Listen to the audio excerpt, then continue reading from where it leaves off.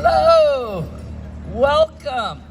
This will be our, I think, third time that we've been doing this event. Formerly Passio, maybe it's been 4 times, I don't know. It's been a few times, but we'd really like to welcome you. We're Four Directions drum group and dance troupe. And it's mostly my grandkids that are our dancers, although we have a few people that come in.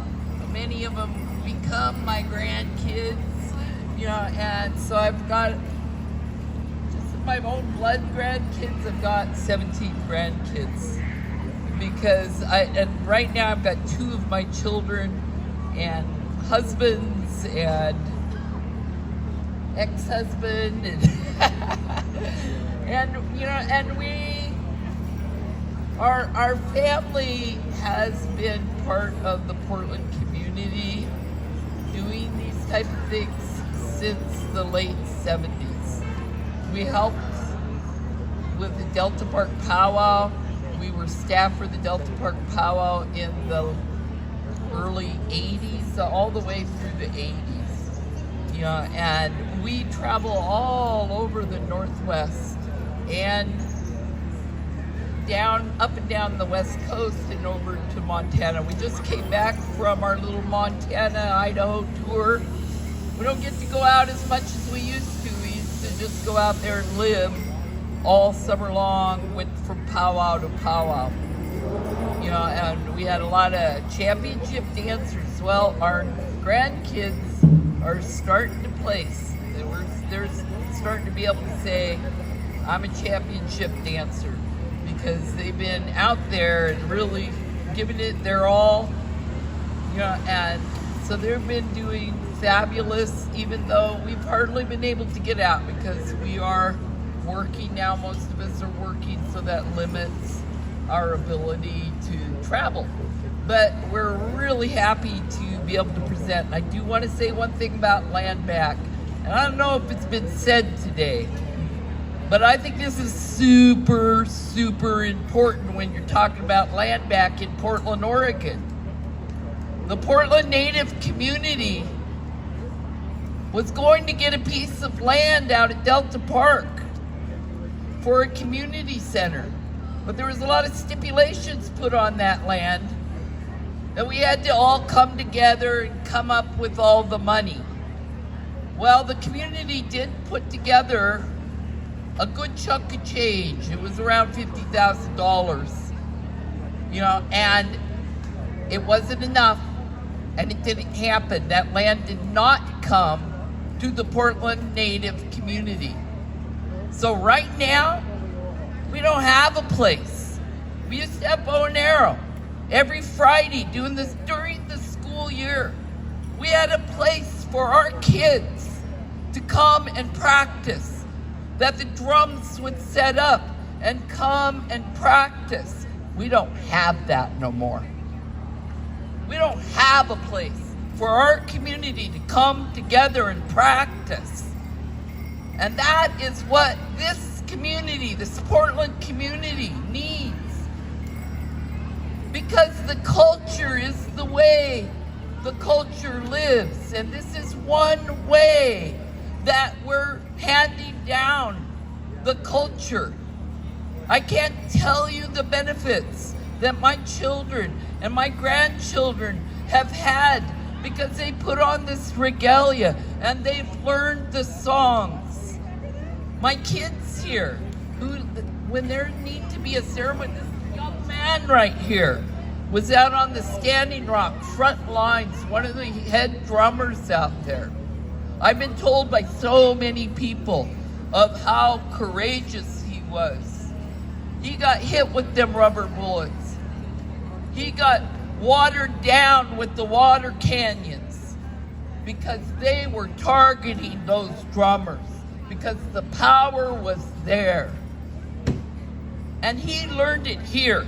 He learned it around Four Directions, and he learned the songs and what they meant, because his dad does not sing a song.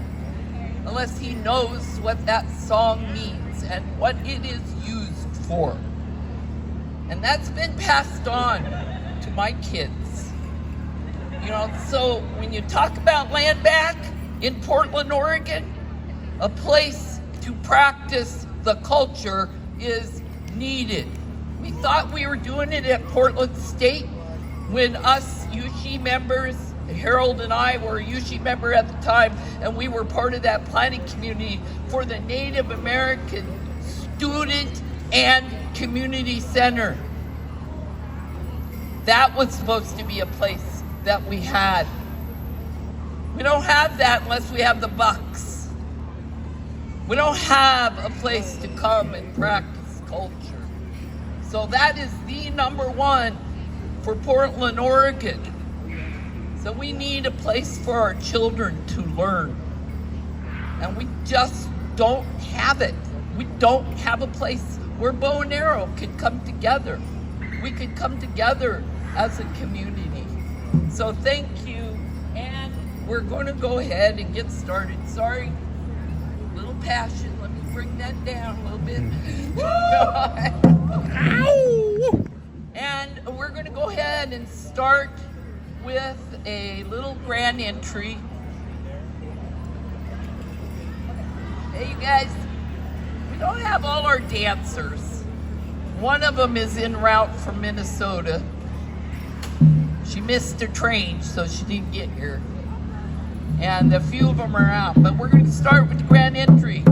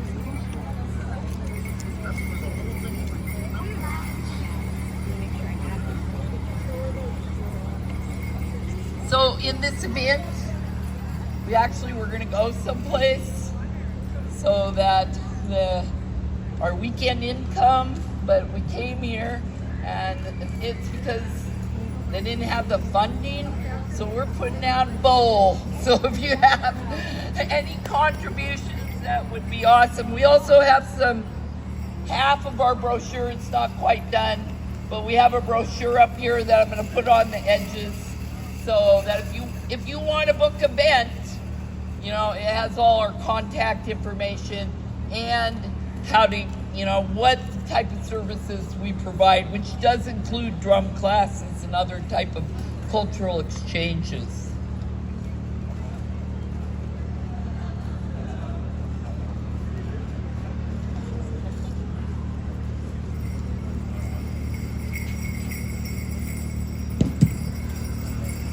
Good afternoon, ladies and gentlemen.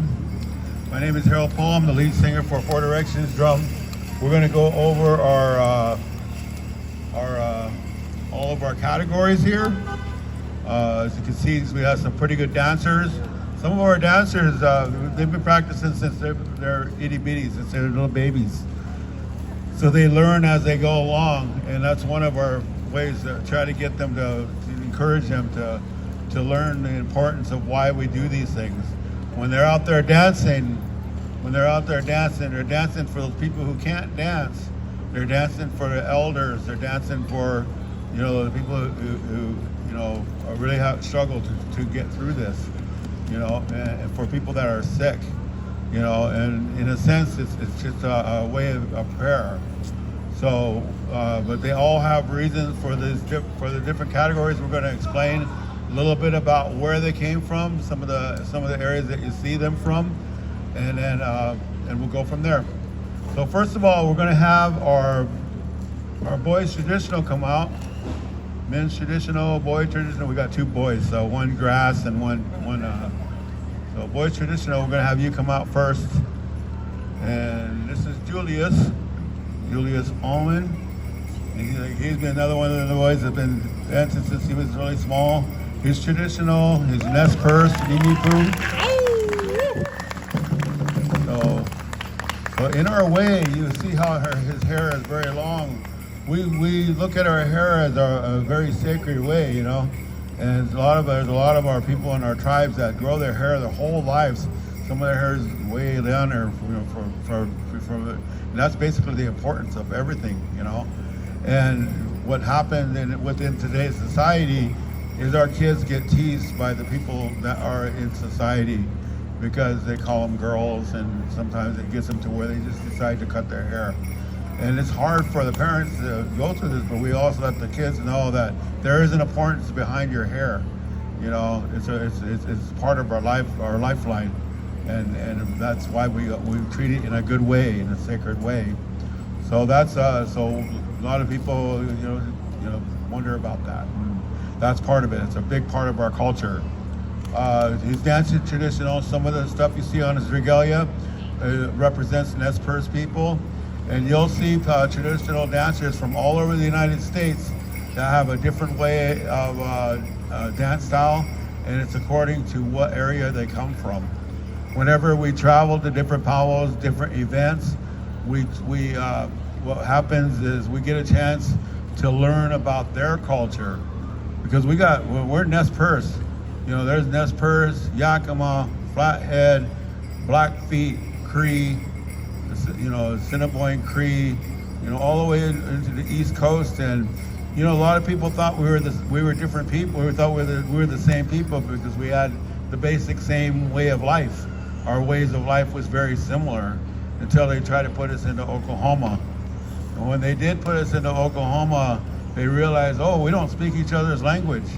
And that's one of the things that happens you see out there. You know, I'll take the word good.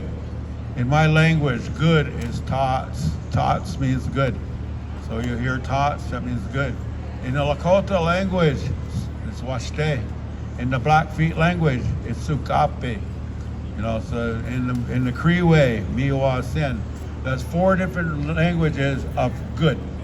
So it kind of gives you an idea that a lot of our tribes are different in that way. And so I always tell the drum group or anybody that sings with me, have respect no matter where we go, because that basic respect it gives us an opportunity to learn about their culture, you know, as well as what we share as we go along. So with that, we're going to have our boys come out, and he's going to do advanced traditional. Julius, come on out. You're up. And we are going to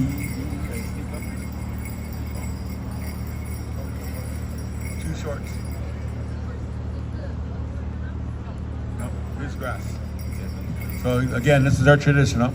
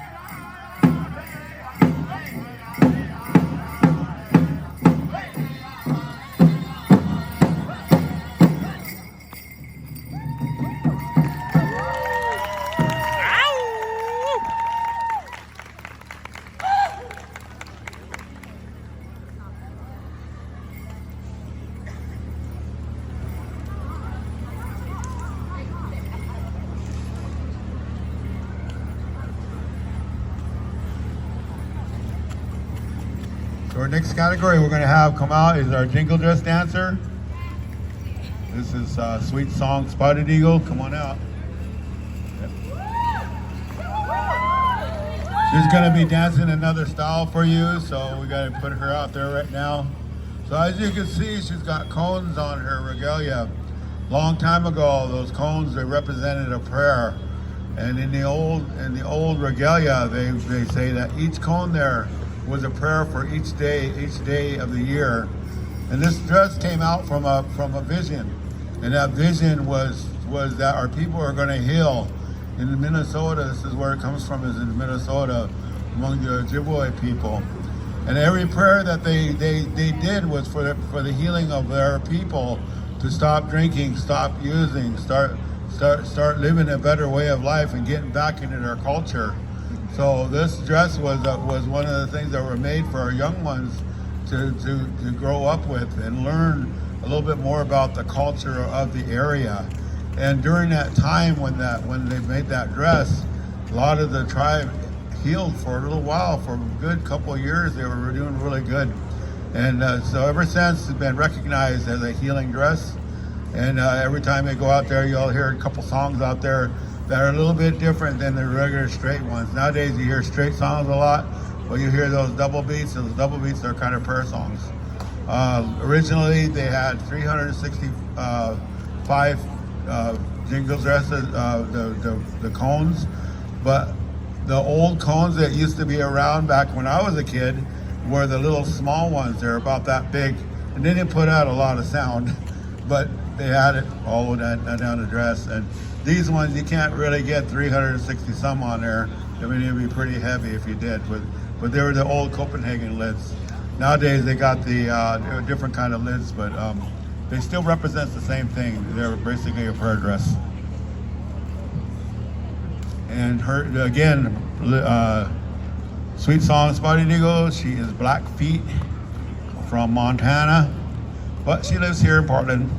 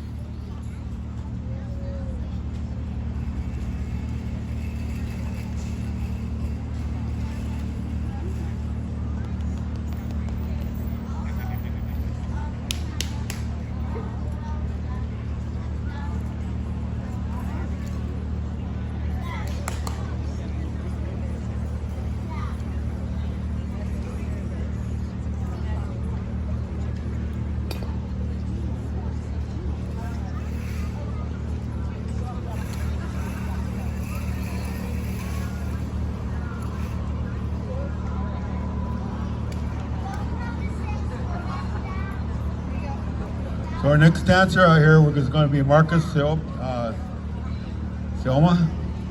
and he is Hopi, grandson to Albie.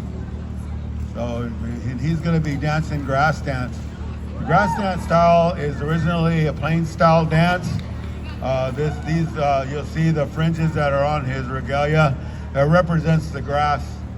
This is another dance that's recognized as a prayer dance, and because that they would do is there'd be dancers that actually made them from the grass sometimes.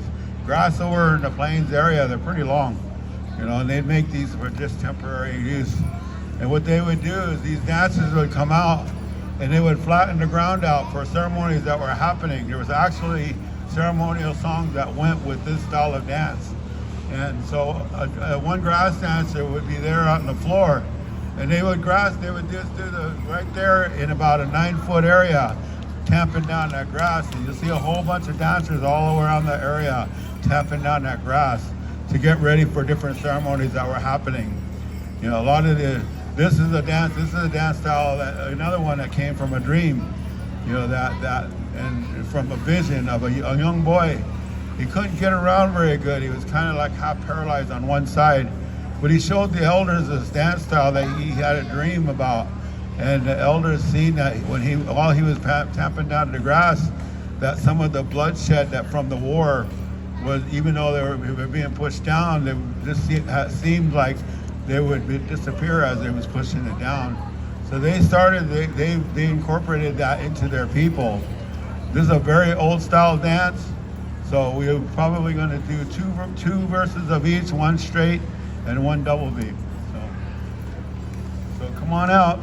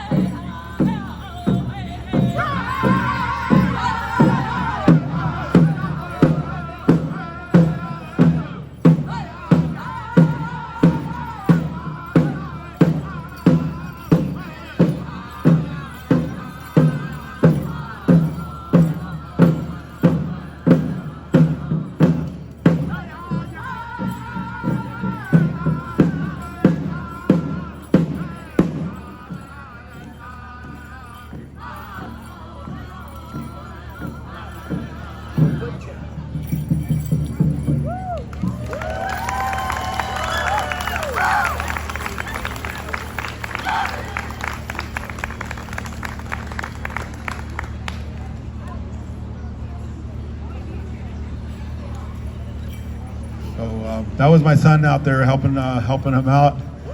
Some of our dancers are newer and they're still trying to get some of this style down.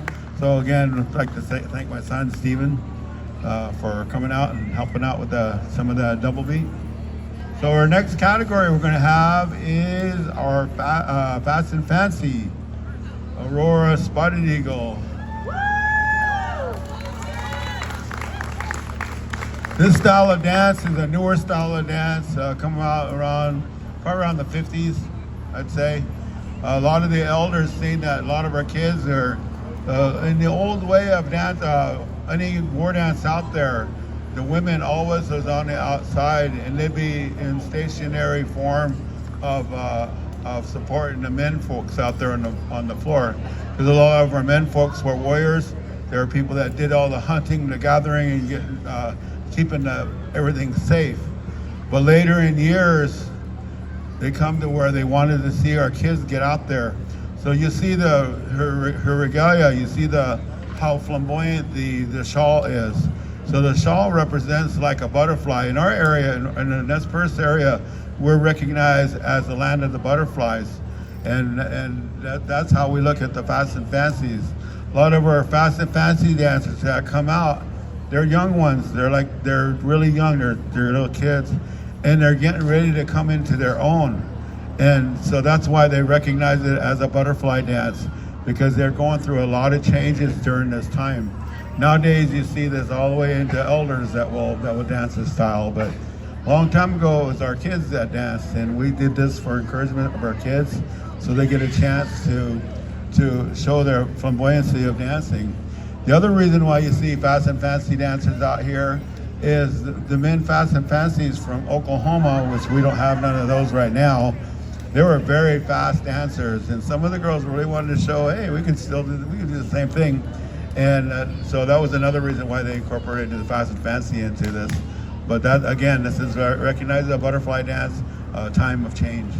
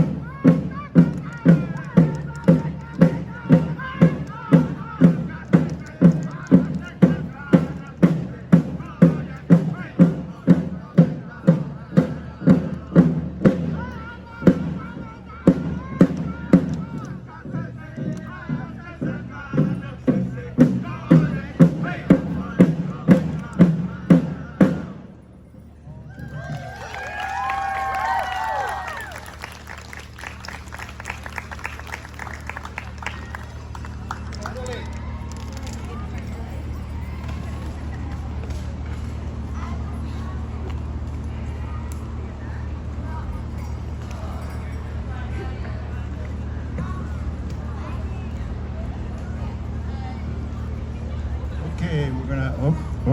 Can't hear myself. Okay, we're gonna have our women's traditional come out, and this is gonna be done by Isha Pearl and Sweet Song. And Isha is Klamath. She's from southern part of this area. Like I said, there's a lot of different tribes out there. And probably some of the stuff that she has on, you'll see representative of her tribe and her people. So traditional dance styles, you'll see more like these. Sometimes you'll see it in leather or cloth or like a ribbon skirt kind of. And you'll see a lot of southern dancers. They'll dance with the ribbon skirts. But a lot of the northern dancers, they dance with the leather fringes and stuff. The fringes that you see on the regalia, I know I don't see a lot on these guys, but usually there's fringes on the ends of the regalia. Those fringes, you think about our old clothing, the old clothing that a lot of the people of the Northwest had. A lot of the times you see the fringes, they're only about that long. But what those fringes were for, when it rained, it helped the water to get off your stuff, so your outfit won't get so drenched. It was like kind of like a way of getting the water off really fast. And what they would use is duck oil to kind of keep it greased up enough to where the water repels from that. So anyway, so traditional dancers, we're gonna be doing 2 songs, one straight, and I believe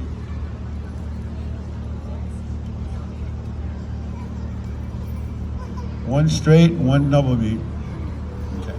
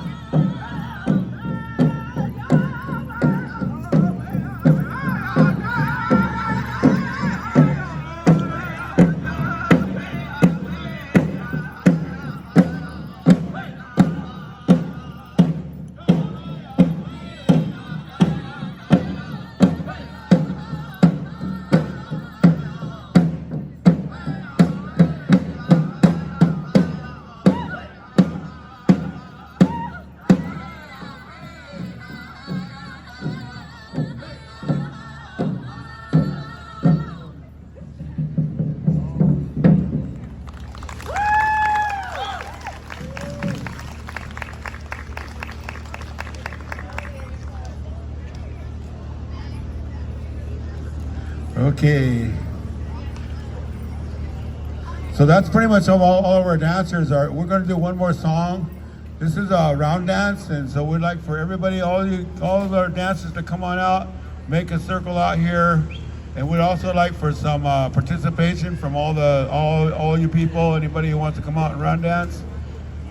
Round dance is a dance that we come together. We get a chance to meet some of our old friends, greet some of our new friends, and that's what some of our kids, they grew up together since they were itty bitties.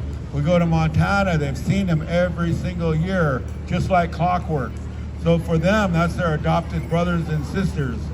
And that's what we get a chance to do when we're doing these circle dances. Some of these circle dances can be all the way to the middle. But we're gonna do right now, we're gonna ask for everybody's participation to come on out, make a big circle. All you dancers start making your way out there, help get some people together. And then it's just a very simple dance. You'll have a heartbeat. Basically, you'll hear a heartbeat. You hear that heartbeat? Don't be scared. Always to the left. Always to the left. So when you're out there dancing, stay to your left. Do a beat. Do a beat. Heartbeat. Always to your left. You're going to be using your left leg and then following the right. Left, left, left. Very simple. Okay?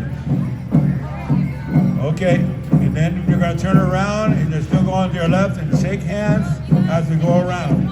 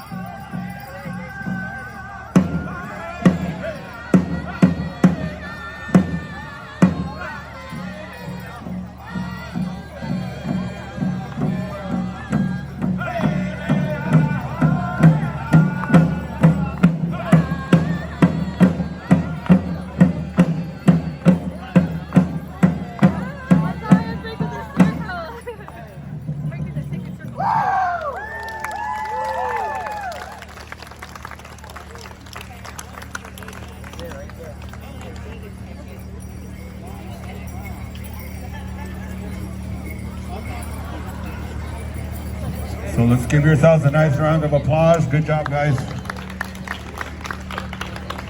We don't do this for your job, though. We do this, we get a chance to meet some of our friends, our old friends, our new friends. We travel all over. There's actual round dances up in Canada that they have. They tell everybody that for them it's a ceremony. So you'll see the different forms of round dances all through from here into Canada. So there's a lot of different round dances out there. So with that, we'd like to give all of our kids a nice round of applause.